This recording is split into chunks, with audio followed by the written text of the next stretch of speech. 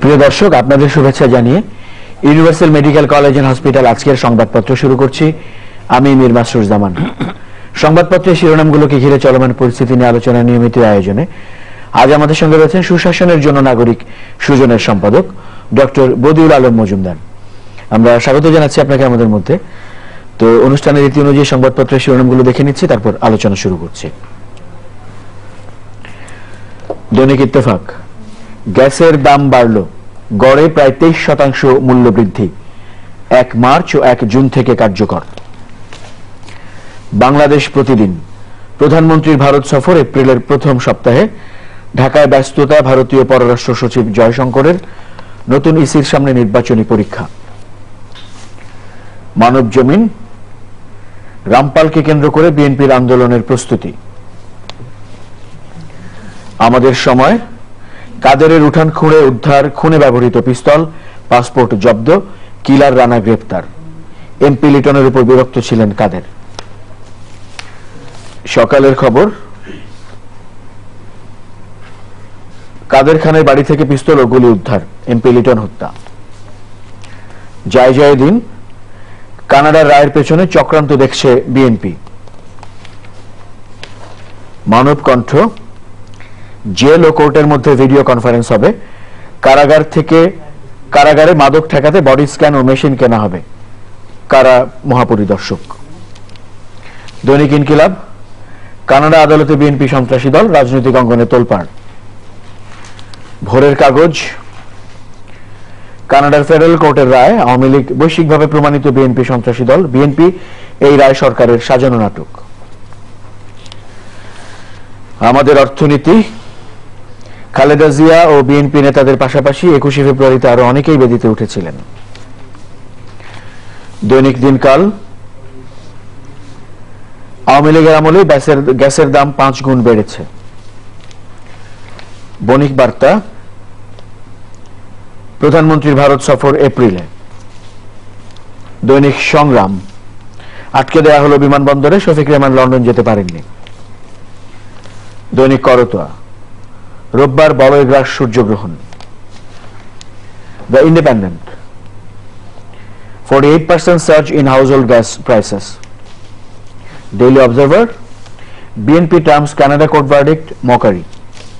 Our Time, sports village to be built in Podda Chor areas, Prime Minister. The Asian Age, from June, pay 50% more for gas. Dhaka Tribune, Canadian court labels BNP a terrorist organization. সংবাদপত্রের শিরোনামগুলো দেখলাম। তো আসলে প্রধান শিরোনাম হিসেবে এবং একাধিক শিরোনাম রয়েছে একটি বিষয়কে কেন্দ্র করে, সেটি হচ্ছে গ্যাসের দাম বৃদ্ধি। গড়ে 23% বাড়ছে, 2 দফায় এই বৃদ্ধি কার্যকর হবে। 1 মার্চ থেকে 1 দফা, তারপর 1 জুন থেকে আরেক দফা। সবকিছুর দাম বেড়ে যায়, গ্যাসের দাম বাড়তেই পারে। তবে প্রশ্ন হলো কি জন্য বাড়ছে, কি কারণে বাড়ছে? এটা কি সেই গ্যাসের ব্যবহার কমানোর জন্য, নাকি যে কর্তৃপক্ষের আয় বাড়ানোর জন্য? তো গ্যাসের দাম যদি যে ব্যবহার কমানোর জন্য বাড়ানো হয়, তাহলে কিন্তু যেই হারে বাড়ানো হয়েছে 23% মতো, এতে খুব একটা এর ব্যবহার কমবে বলে আমার মনে হয় না। কারণ এই মানুষ গ্যাস ব্যবহার করতেই হয়, তাদের এটা নিত্য প্রয়োজনীয় জিনিস। অর্থনীতির ভাষায় এটা ডিমান্ড হলো ইনইলাস্টিক, এটা মানুষকে ব্যবহার করতেই হবে, যেখানে পাওয়া যায়, অবশ্য সব জায়গায় পাওয়া যায় না। তাই আমার মনে হয় না এর মাধ্যমে এর ব্যবহার কমবে। কিন্তু যদি দাম বাড়ানো হয়ে থাকে যে কর্তৃপক্ষের আয় বৃদ্ধি করার জন্য, তাহলে এর বিকল্প আছে, এর চেয়ে ভালো বিকল্প আছে। ভালো বিকল্প হলো অনেক অবৈধ সংযোগ রয়েছে, এবং এই অবৈধ সংযোগ প্রদানকারীরা হলেন অত্যন্ত ক্ষমতাধর ব্যক্তি, অত্যন্ত গুরুত্বপূর্ণ ব্যক্তি, অত্যন্ত ধনাঢ্য ব্যক্তি। এবং গতকালকেই আমাদের মাননীয় প্রতিমন্ত্রীকে বলতে শুনেছি আমি, তিনি বোধহয় সংসদে বলেছিলেন যে এই গ্যাসের সংযোগ, অবৈধ গ্যাসের সংযোগ কাটতে গেলে সেই ক্ষমতাধররা এটা বাধা দেয়। তো আমার মনে হয় সরকারের এবং কর্তৃপক্ষের ওইদিকে নজর দেওয়া উচিত। যারা অবৈধ সংযোগ দিচ্ছে এটা একদিকে বেআইনি, আরেকদিকে সেখানেই যদি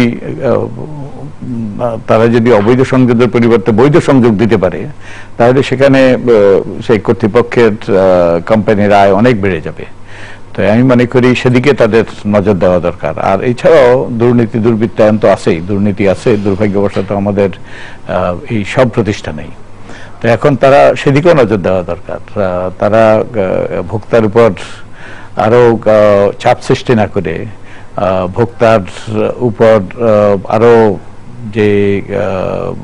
যে মূল্য বাড়ানোর মাধ্যমে তাদের পকেট বুকে হাত দেওয়ার পরিবর্তে তারা অন্যদিকে বোধহয় নজর দেওয়াটা জরুরি, এবং যেটা আমাদের এই ক্ষেত্রে সুশাসন প্রতিষ্ঠার ক্ষেত্রে একটা বড় ভূমিকা রাখবে যদি তারা দুর্নীতি, অপচয় ইত্যাদি বন্ধ করতে পারে এবং অবৈধ সংযোগ বন্ধ করতে পারে। তাই আমার মনে হয় সেদিকে তাদের নজর দেওয়া উচিত। আমরা যেমন দেখেছি গৃহস্থালী ব্যবহারের জন্য যে গ্যাস, তার দাম তো বাড়ছেই। সিএনজি গ্যাসের দাম বাড়ছে, যেটি গাড়ি চালানোর জন্য ব্যবহার করা হয়। সার এবং বিদ্যুৎ উৎপাদন খাতের গ্যাসের দাম আগের বার বাড়ানো হয়নি, কিন্তু এবার তাও বাড়ানো হচ্ছে। তো জীবনযাত্রার ব্যয় সব ক্ষেত্রে বাড়ার পাশাপাশি উৎপাদন খাতেও ব্যয় বাড়ছে।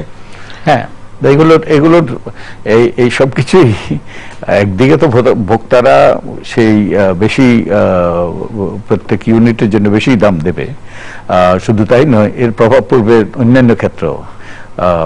সেই বাসের দাম বেড়ে যাবে এবং সবকিছুর দাম, শিল্প কারখানায় যেহেতু সেখানেও এর প্রভাব পড়বে, সেখানেও তাদেরকে অধিক হারে গ্যাসের দাম দিতে হবে, তাই সেগুলোর দামেও প্রভাব পড়বে এবং এটার উপর মুদ্রাস্ফীতির এর ফলে একটা মুদ্রাস্ফীতির প্রভাব পড়বে। তো এই শেষ পর্যন্ত ভোক্তারাই কিন্তু এর মাসুল দেবে, এর মূল্য তাদেরকেই দিতে হবে। প্রধানমন্ত্রীর ভারত সফর এপ্রিলের প্রথম সপ্তাহে আমরা শিরোনামটি দেখতে পেয়েছি। বিশেষ করে আমরা আগেও কয়েক দফা দেখেছি যে সফরের কথা ছিল, সেটি পিছিয়েছে।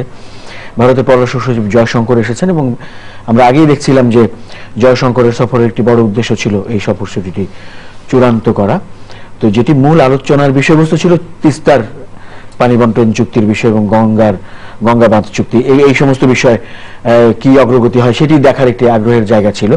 কিন্তু আমরা জয়শঙ্করের এই সফরের মধ্যে দিয়ে এবং সফরসূচি চূড়ান্ত হওয়ার সময় যে সংবাদ শিরোনামগুলো দেখতে পাচ্ছি, সেখানে দেখতে পাচ্ছি যে এই ব্যাপারগুলো হচ্ছে না বলে লেখা হয়েছে। এটা দুঃখজনক। আমাদের সাথে ভারতের সম্পর্ক এবং ভারতের সাথে আমাদের সম্পর্ক ঘনিষ্ঠ হওয়া দরকার। আমরা প্রতিবেশী এবং ঘনিষ্ঠ সম্পর্ক হলে আমরা উভয় লাভবান হব, এটা উইন উইন সিচুয়েশন। এবং যত আমাদের মধ্যে আদান প্রদান হবে, শুধু পণ্য ইত্যাদির নয়, আমাদের মধ্যে ব্যক্তি পর্যায়ে যত আদান প্রদান হবে সরকারি পর্যায়ে, তত আমরা সবাই ভালো থাকব আমরা এই উপমহাদেশে। কিন্তু এই সম্পর্কটা কিন্তু একতরফা হতে পারে না। ভারতকে আমরা অনেকগুলো জিনিস যা তারা চেয়েছে তাদেরকে আমরা তা দিয়েছি। সেই ট্রানজিট থেকে শুরু করে তাদের নিরাপত্তার যেই নিশ্চয়তা, সেগুলো আমরা দিয়েছি। কিন্তু আমরা খুব একটা তেমন কিছু পাইনি। এমনকি ভারতীয় সংবাদপত্রে, ভারতীয় গণমাধ্যমেও আমি দেখেছি এবং ভারতীয় যেই বুদ্ধিজীবী সমাজেও এই নিয়ে আলোচনা আছে যে বাংলাদেশের প্রাপ্য তাদেরকে দিতে হবে। যেমন আমাদের একটা প্রাপ্য হলো পানি হিস্সা পাওয়া, এবং এটা আমাদের ন্যায্য প্রাপ্য। এই যে তিস্তা চুক্তি বহুদিন থেকে ঝুলে আছে, বহুদিন থেকে ঝুলেছিল সীমান্ত সেই ছিটমহলগুলোর সেই সমস্যার সমাধান করা, এবং আমরা আনন্দিত সেই সমস্যার সমাধান হয়েছে। কিন্তু এই তিস্তা চুক্তির সমাধান হওয়া দরকার, পানি বন্টনটা আমাদের ন্যায্য হিস্সা পাওয়া দরকার, এবং অন্যান্য আরো অনেকগুলো বিষয় আছে। আমি পড়েছি কোথায় যেন ভারত একটা সামরিক চুক্তি করতে চায়। তো আমরা যেই চুক্তি করুক, আমরা যেন উভয়ের স্বার্থে হয়, যেন একতরফা হলে এগুলো টিকে থাকে না দুর্ভাগ্যবশত, বরং এর দ্বারা এমন প্রতিক্রিয়া সৃষ্টি হয় যেটা দুই দেশের সম্পর্ক নষ্ট করে, তো এই দীর্ঘমেয়াদী ভাবে। তো আমি আশা করি যে আমরা মাননীয় প্রধানমন্ত্রীর ভারত সফরের মাধ্যমে আমরা আমাদের ন্যায্য প্রাপ্যগুলো পাবো, ভারত দেবে, এবং ভারত থেকে আমরা ঋণ পাই, কিন্তু এগুলো ঋণ এবং শর্তগুলো খুব একটা ইতিবাচক নয়। তো আমরা আশা করি যে ভারত যে আমাদের যা প্রাপ্যতা সেটা নিশ্চিত করার ব্যাপারে তারা উদ্যোগী ভূমিকা নেবে। শিরোনাম রয়েছে আমাদের সামনে, নতুন ইসির সামনে নির্বাচনী পরীক্ষা। আমরা দেখতে পাচ্ছি যে মার্চের মধ্যেই 3টি নির্বাচন, 6 মার্চ, 22 মার্চ এবং 30 মার্চ উপনির্বাচন রয়েছে, উপজেলা নির্বাচন রয়েছে। এই নির্বাচনগুলো সামনে রয়েছে। নতুন নির্বাচন কমিশন গঠনের পর প্রথম নির্বাচন। হ্যাঁ, এটা আমি এগুলো নির্বাচনী পরীক্ষা বলবো না, আমি বলবো এগুলো অভিজ্ঞতা অর্জনের সুযোগ।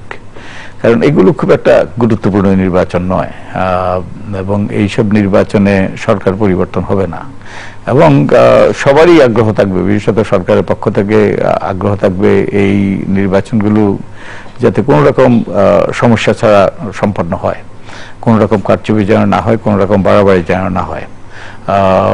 সে ব্যাপারে সরকার নিশ্চিত করবে। সরকারি দল যদি বাড়াবাড়ি না করে তাহলে, এবং আইনশৃঙ্খলা রক্ষাকারী বাহিনী এবং প্রশাসন যদি সংযত আচরণ করে, তাহলে এই নির্বাচনগুলোতে সমস্যা হওয়ার কথা নয়।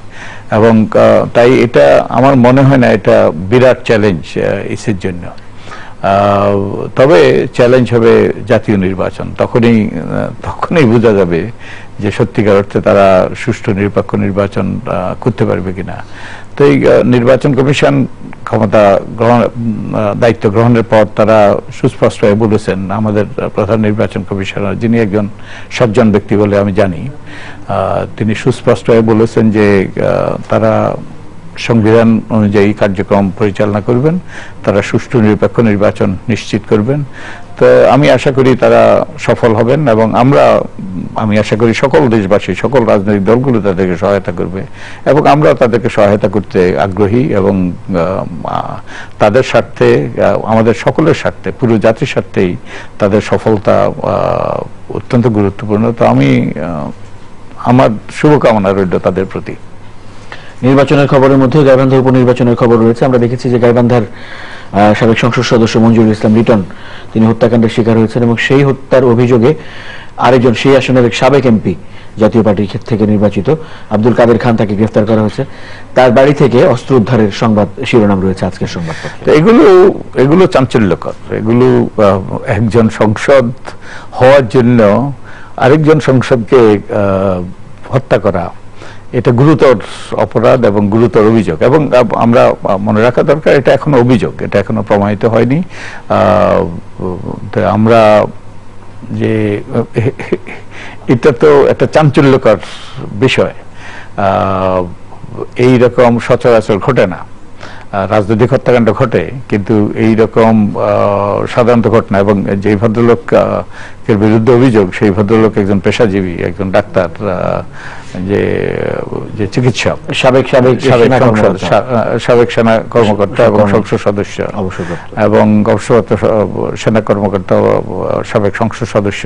তো এটা বিশ্বাস করা দুরূহ, কিন্তু যেরকম তথ্য প্রমাণ বা যেরকম তথ্য আমরা পাচ্ছি গণমাধ্যমের সুবাদে এবং আইনশৃঙ্খলা রক্ষাকারী বাহিনীর পক্ষ থেকে, তাতে অবিশ্বাস করা দুরূহ। তবুও এগুলো অভিযোগ। তো এবং এর থেকে একটা শিক্ষা আমাদের জন্য হওয়া দরকার। আমরা অনেক সময় আমাদের রাজনীতিবিদরা যে কোনো ঘটনা ঘটলেই যে কালক্ষেপণ না করেই, কোন রকম অপেক্ষা না করেই, তথ্য প্রমাণের ধার না ধরেই আমরা অভিযোগ করি বিভিন্ন গোষ্ঠীর, বিশেষত রাজনৈতিক প্রতিপক্ষের বিরুদ্ধে। এখানেও এই হত্যাকাণ্ডের পেছনেও, এই হত্যাকাণ্ডের ব্যাপারেও এই অভিযোগ করা হয়েছে সুস্পষ্টভাবে। তা আমার মনে হয় এখন আইনশৃঙ্খলা রক্ষাকারী বাহিনীর সূত্র থেকে যে সকল তথ্য আমরা পাচ্ছি, তার তো মনে হয় যে যাকে কোনোদিন সন্দেহ করা হয়নি সেই হয়তো বা হতা।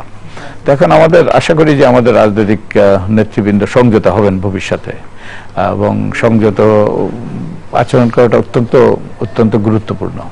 এবং আরেকটা জিনিস বলা দরকার যে আমাদের আইনশৃঙ্খলা রক্ষাকারী বাহিনী এই যে সকল তথ্য আমরা পাচ্ছি, মনে হয় যেন এই ঘটনার এই যে সত্যিকার অর্থে দোষী সাব্যস্ত করতে পেরেছে।